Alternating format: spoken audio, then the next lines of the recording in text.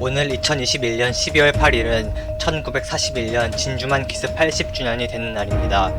일본은 80년 전 12월 8일 당시로서도 일본보다 압도적으로 강대국이었던 미국에 대한 무모한 도발을 감행하였습니다.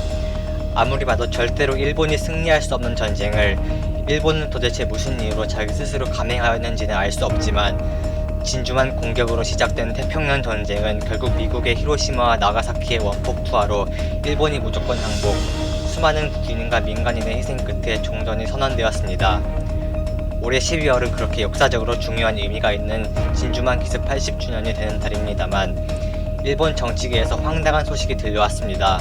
1910년 일제의 침탈로부터 이미 100년이 넘도록 아직도 전쟁 책임과 식민 지배에 대한 사죄를 하지 않는 일본에 대해 우리나라 국민들은 이제 일본이 진정한 사죄에 대한 기대를 버리셨을 겁니다. 물론 그렇기는 하지만 진정한 사죄는 하지 않더라도 조용히만 있으면 중간은 갈 텐데요.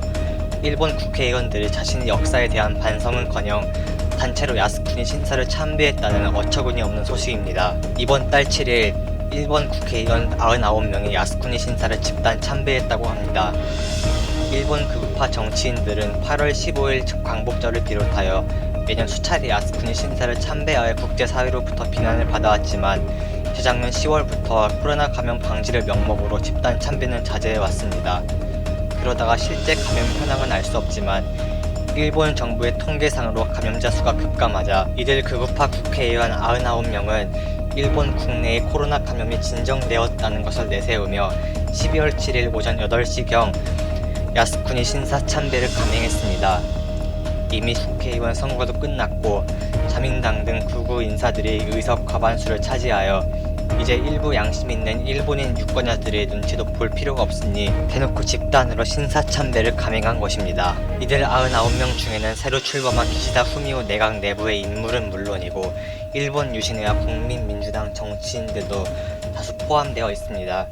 특히 일본 유신회는 자민당보다 한술 더 뜨는 정당으로서 2013년 5월 일본 유신회의 하시모토 의원은 일제강점기 당시 위안부 피해자들은 매춘부라고 비난하는 망언으로 우리나라를 포함한 국제사회에서 논란을 일으킨 바 있습니다. 한편 기시다 내각의 인물 중에서는 아카이케 마사아키 내각 부총리와 무타에 슌스케 환경성 부장관 등 9명의 야스쿠니 신사 집단 참배에 참가했습니다.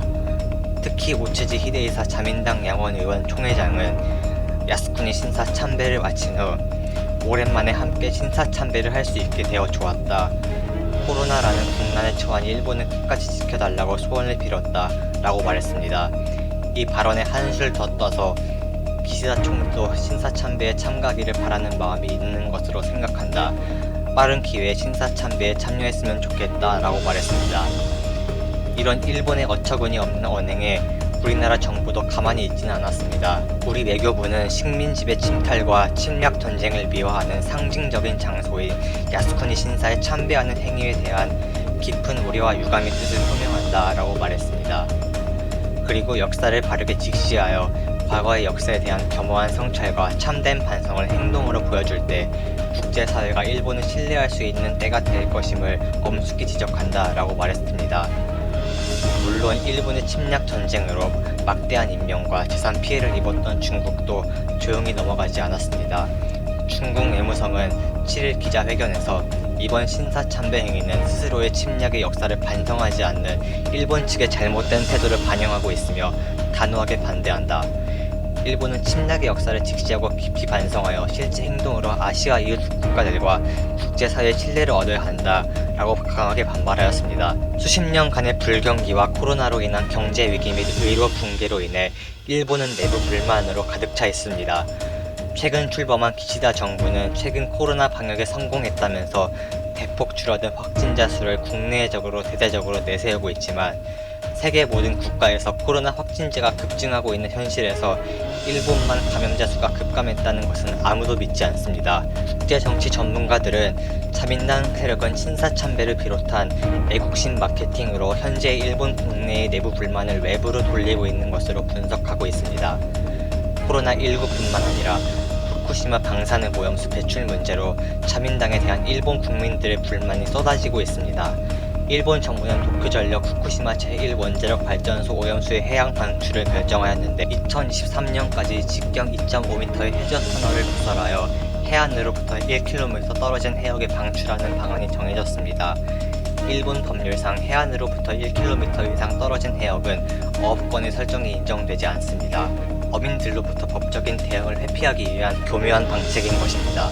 하지만 태평양 전역을 방사능으로 오염시킬 대량의 오염수가 방출되는데 해안선에서 1km 떨어뜨려 방출해도 아무 의미가 없습니다. 일본 정부는 후쿠시마 주민들과 특히 어업 종사자들의 극렬한 반대에 부딪히고 있습니다. 이렇게 코로나 위기와 후쿠시마 방사능 문제, 장기 불황 등으로 오랜 내부 불만에 시달리고 있는 일본 정부는 틈만 나면 독도 관련 방어와 야스쿠니 신사참배를 비롯한 애국심 마케팅으로 내부 불만을 교묘하게 해소하려는 시도를 하고 있습니다. 하지만 내부의 국제사회는 물론 일본 내부에서도 이런 어이없는 애국심 마케팅은 이제 질렸다는 목소리가 높아지고 있습니다. 이러한 이벤트성 지지로 끌어올리기는 이제 멈추고 일본 정부는 진정한 과거사 반성을 통해 진실을 마주하고 미래로 나아가야 할 것입니다. 코리아 알파였습니다. 감사합니다.